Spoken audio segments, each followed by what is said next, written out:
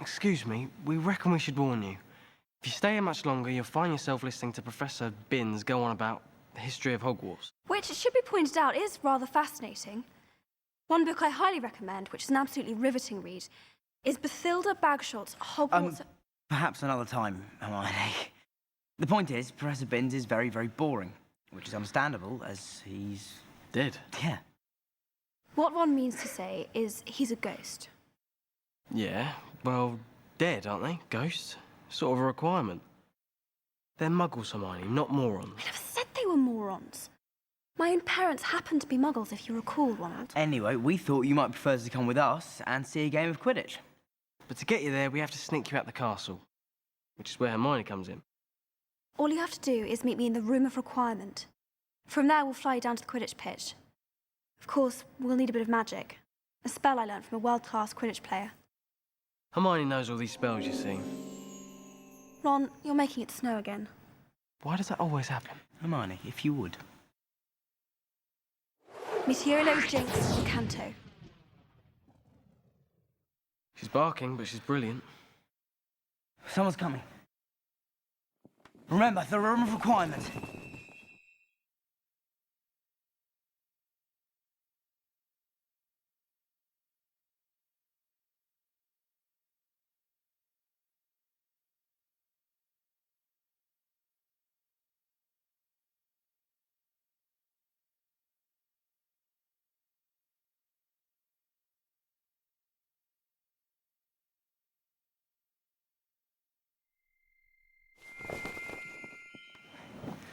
Excuse me, we thought some of you might be looking for a way to escape Professor Binns' lecture.